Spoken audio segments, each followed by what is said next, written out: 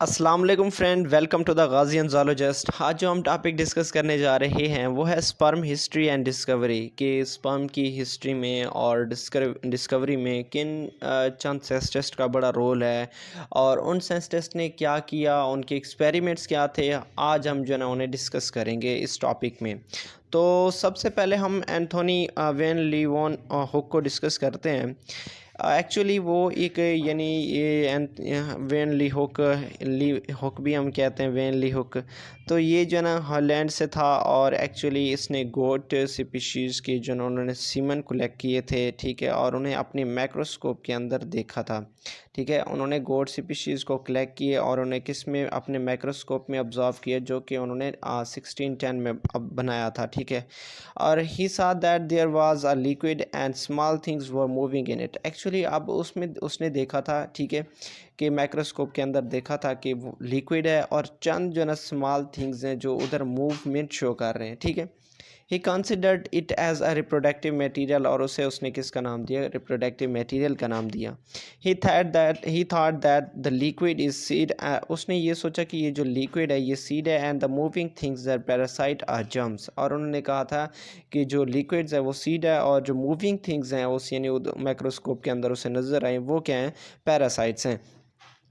And he called them as a spermatozoa. और उन्हें किसका नाम दिया, स्पर्मेटोजोआ का नाम दिया, which means animals in seed. मतलब ये कि उस सीड के अंदर क्या है, एनिमल्स हैं। तो एक्चुअली ये वो स्पर्म है, ठीक है, जो उसने अपने यानी उसने ऑब्जर्व किए थे और ये वो माइक्रोस्कोप है जो उसने इन 1673 में उन्होंने बनाई थी। ठीक है, उसके बाद हम एक छोटा सा इसका ब्रीफ यानी छोटा सा आर्टिकल डिस्कस करने जा रहे हैं जिस पर उसने एक्सपेरिमेंट यानी वर्क किया था। तो Antonie van Leeuwenhoek was first to describe the semen animals. ठीक है, अब एनिमल का जो सीमन है, ठीक है, उससे फ्लूइड है, उससे सबसे पहले इसने डिस्क्राइब किया था। ठीक है, यानी स्पर्मेटोजोआ एंड इजैकुलेट यानी एजुकुलेशन यानी इजैकुलेट इन 1677। मतलब ये कि ड्यूरिंग द यानी ट्रांसफ़र ऑफ स्पर्म, ठीक है, रिलीजिंग ऑफ स्पर्म, ठीक है, उसने सीमन एंड जो सीमन थे उन्होंने उसको क्या किया था, डिस्क्राइब किया था।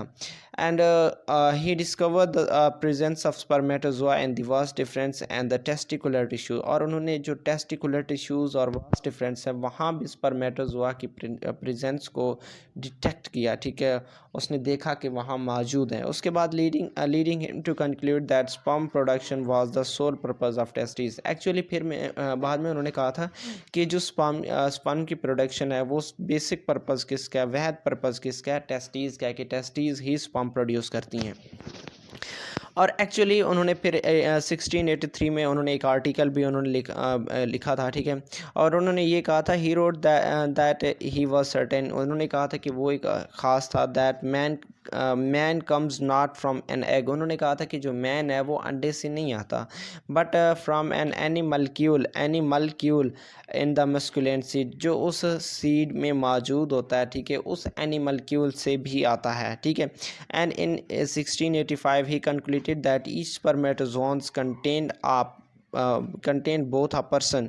एक्चुअली अब वो ये कह रहा है कि वो जो स्पर्मेटोजोआ है, ठीक है, वो एक मैनिएचर और प्रोसेस्ड एंड लिविंग सॉल यानी कंटेन करता है। अब देखो ये बात इस बात पे गौर करो क्योंकि आगे इसी बात पे जो ना मुतनाज़ा होना है। ठीक है, और ये किसी और का इसने यानी उसने कहा था, उसके साथ उसने यानी उसकी हाइपोथीस को यानी रिजेक्ट किया था। उन्होंने क्या कहा था कि ये जो स्पर्मेटोजोन है, ठीक है, contained a person in miniature, वो miniature and persistent and living sound रखते हैं। ठीक है, यानी एक यानी स्पर्मेटोजोआ एक मेल में मौजूद होते हैं और यही एक्चुअली एक जो है ना क्या एक मैनिएचर यानी एक स्मॉल क्रिएशन, ठीक है, और एक लिविंग सोल जो है ना एक कंप्लीट और लिविंग सोल क्या रखते हैं, यही स्पर्मेटोजोन रखते हैं। This argument was in contradiction to the Harvey's and de Graaf's hypothesis। अब ये इसकी जो hypothesis थी, यही वाली जो हम पीछे डिस्कस कर रहे हैं, ये अब इनके अपोजिट थी।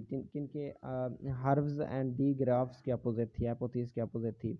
And that it was an egg. उन्होंने कहा था कि एग है that contain the miniature and entirement. उन्होंने कहा था कि एग और जो ना मिनिएचर क्या है, एग जो है ना मिनिएचर रखता है और वही एक्चुअली क्या होता है कि इंटीरियर होमेन में कन्वर्ट होता है।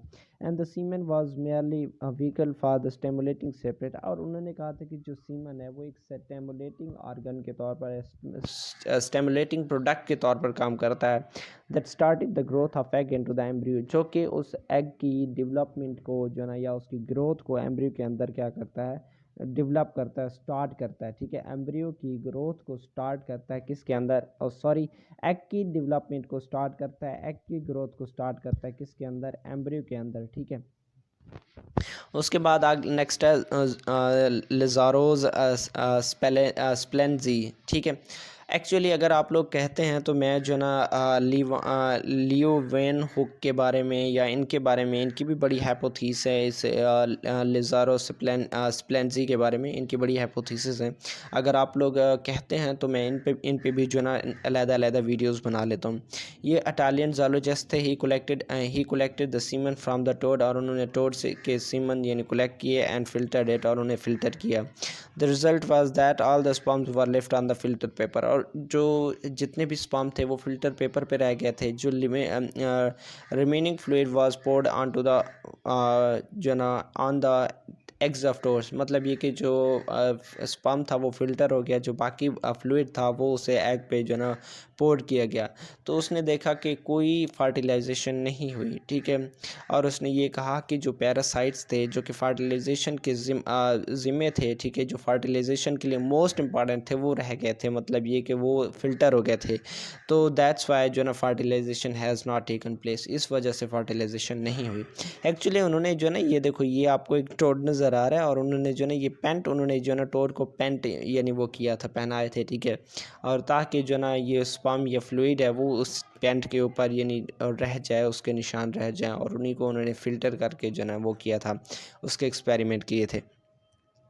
आगे प्रोवेस्ट एंड डुमास, एक्चुअली ये स्टेटिशियंस थे। ठीक है, उन्होंने स्टेटिस्टिक्स पे जो ना वो एक्सपेरिमेंट करते थे, बट उन्हें जो ना भेजा गया कि आप कोई इन्फॉर्मेशन कलेक्ट करो। ठीक है, तो ये इन्फॉर्मेशन कलेक्ट करके आए थे।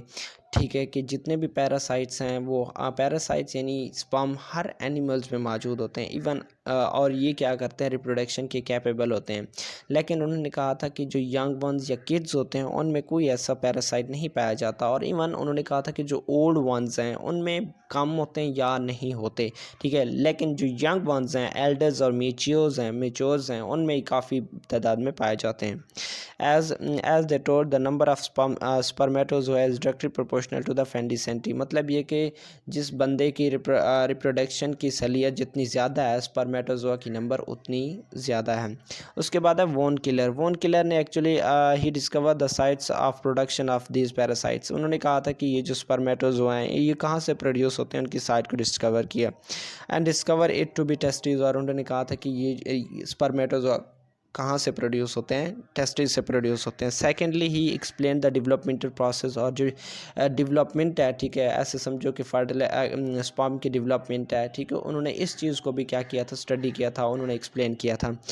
Then it was known the moving things are not parasite, उन्होंने कहा था कि जो ये ना सिर्फ पैरासाइट हैं, ठीक है, बल्कि ये किस में इन्वॉल्व होते हैं, फर्टिलाइजेशन में इन्वॉल्व होते हैं। नेक्स्ट है Oscar हर्टविग and Herman fall, actually इन्होंने जो ना सी अर्चिन पे एक्सपेरिमेंट किया था। मैं आपको ज़रा इसकी ब्रीफ में डिटेल में बता दूं। ऑस्कर हर्टविग का एक भाई था, ठीक है, जिसका नाम था रिचर्ड, और इसी तरह से जो ना ये किसके स्टूडेंट थे, अर्नेस्ट हैकल के बारे में आपने सुना होगा, अर्नेस्ट हैकल, तो ये उसके स्टूडेंट थे। तो एक्चुअली इन्होंने जो ना ये एम्ब्रियोलॉजी में वो कैसे आए, ठीक है, जब उन्होंने एक और बेरचिक साइंटिस्ट का नाम है, उन्होंने ये देखा था एक एग है उसमें 2 न्यूक्लियाई हैं। तो उन्होंने कहा था कि एग में तो एक होता है, 2 न्यूक्लियाई कहाँ से आए। फिर उन्होंने बाद में ये कंसेप्ट आया कि फर्टिलाइजेशन हुई है, ठीक है, एक एग जो स्पर्म का न्यूक्लियर मटेरियल है, ठीक है, जेनेटिक मटेरियल है, वो भी इसमें आ गया था, ठीक है, एग में आ गया था, फर्टिलाइज्ड हुई है, तो उसमें 2 न्यूक्लियस मौजूद थे।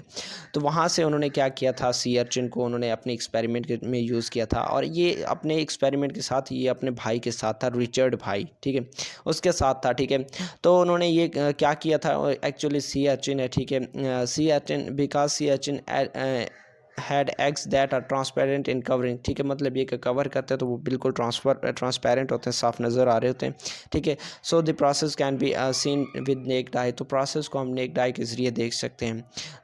There eggs were larger and external fertilisation was their characteristics, क्योंकि एग बड़े थे और एक्सटर्नल फर्टिलाइजेशन होती थी। तो यहाँ आपको इस इमेज में भी नज़र आ रहा होगा कि ये देखो ये एक स्पर्म है, ये एक एग है, ठीक है। अब ये स्पर्म क्या आ रहा है कि अब उस एग के अंदर यानी फ्यूज़ हो जाएगा, ठीक है, पेनिट्रेट हो जाएगा, पेनिट्रेट होने के बाद क्या होती है, फर्टिलाइजेशन होती है, ठीक है। तो अब they also observe the developmental process and demonstrated in different of others, उन्होंने डेवलपमेंटल प्रोसेस को भी बयान किया और उससे क्या किया, डिमॉन्स्ट्रेट किया।